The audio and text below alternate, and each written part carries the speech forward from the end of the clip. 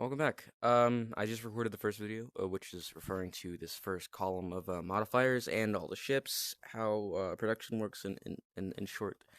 Um, so there's a majority of the custom screen done.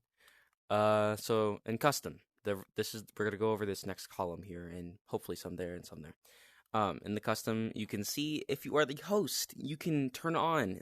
Since I am the host of this room, I can go on blue team and click team specific modifiers. If I turn on chaos mode, big gods, all god powers, and for some ungodly reason turn on no movement, very bad idea. I do not like that modifier.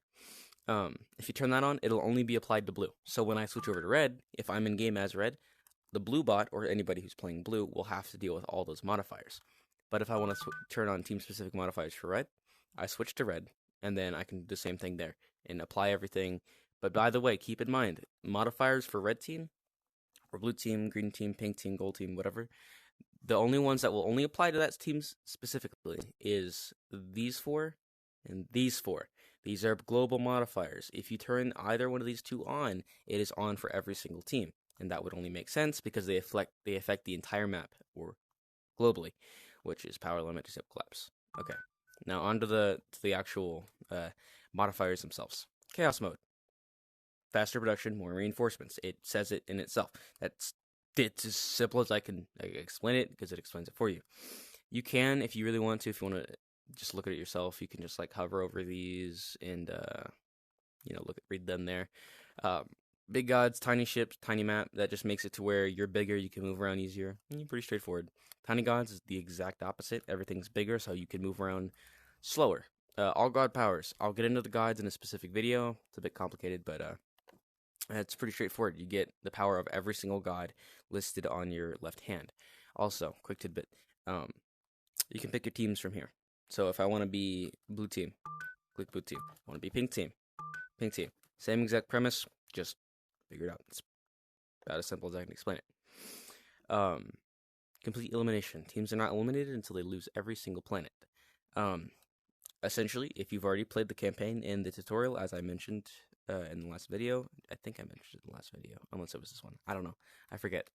As I've mentioned before, you would know that if you do not want to be eliminated from the game, if you want to win, you have to protect your home planet. Since I am pink team, you can see on my controllers, I want to protect this when I'm in game. But if I have complete elimination on, it will essentially make it to the game will essentially make it to where I will not be eliminated if somebody takes my home base as long as I own another planet, whether that is a special production planet, a normal planet, a home planet, literally any planet. That does not apply to asteroids, does not apply to moons, does not apply to stars.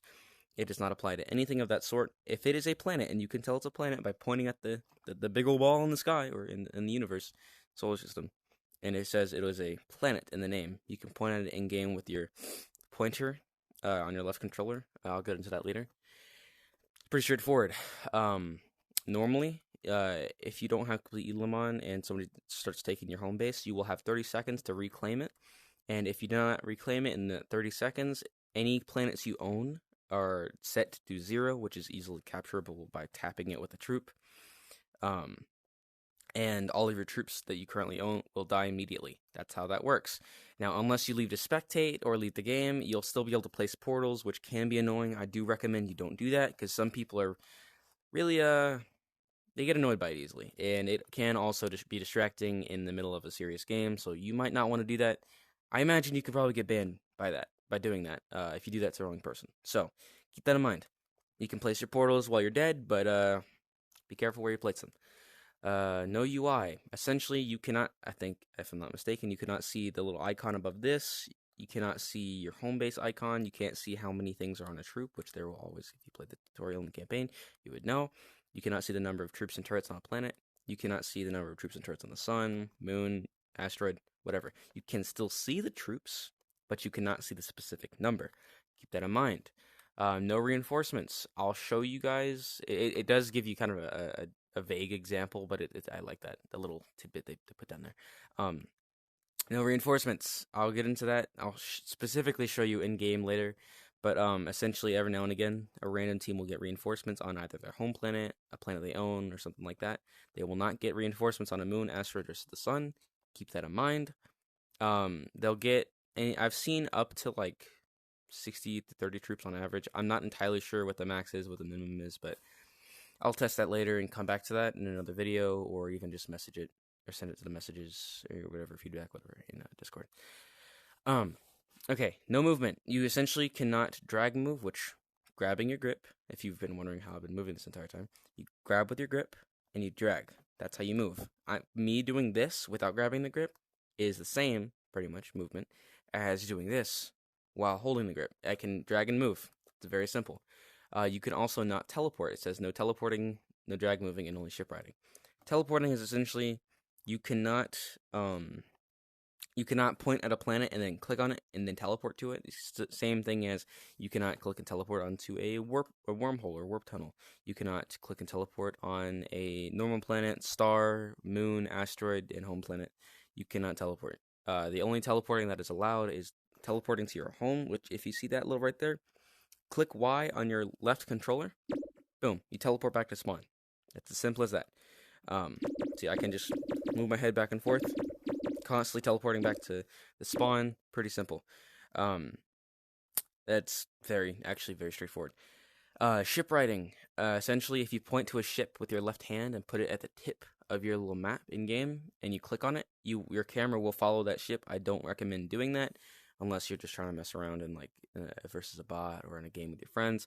I don't recommend using ship riding unless you know what you're doing in an actual serious game. But do what you will. Power limit. We're actually going to get through these pretty quickly. Power limit. Essentially, it makes it to where your troops cannot go far from a planet you own. I will show you in more depth in the next video how power limit works and in what it looks like in game. But your planet projects power. Your ships only work when powered. Pretty much it. Disable collapse. For people who like games lasting forever, I like that little tidbit as well. Essentially, once the sun is freed, and if the sun okay. The sun with unstable star, and you can tell it does because the sun's shining really bright and it has an upgraded looking symbol out there. You can tell, that's how you can tell the sun is unstable. And the sun, if I'm not mistaken, will only explode once it's freed, and after so long, after it's been freed and it's given out so many buffs. I'll show you what buffs are in game. It will explode, creating a black hole, obviously a supernova, and suck in moons and planets until all the home planets are super close together and everybody dies. Very simple. Disable collapse disables that. That's it.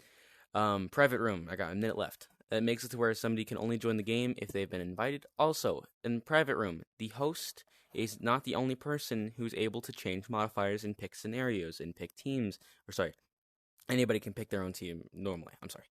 But competitive game. It does nothing but mark the game in the lobby list as competitive. Lock teams makes it to where if somebody joins your game, mid-game, they can join any team they want, even if there's somebody already on that team. Normally, with lock teams on, which it's automatically on with private room off, if I'm on blue team, nobody else can join me. Unless I leave to spectate, they join blue and I rejoin blue. By the way, if you leave your team mid-game and go to spectate mode, do not worry, you can rejoin. It will always let you rejoin your team, no matter if there's anybody on there or not. Keep that in mind. Don't feel worried that if you actually lag out or something that you'll, never be able to play. Don't get frustrated. You'll be fine. That's all that in just, but yeah. Thank you for watching. Next, I think I'm going to go show in-game and more up-close, better details, stuff like that. And also, the gods. Thank you for watching. I'm just going to,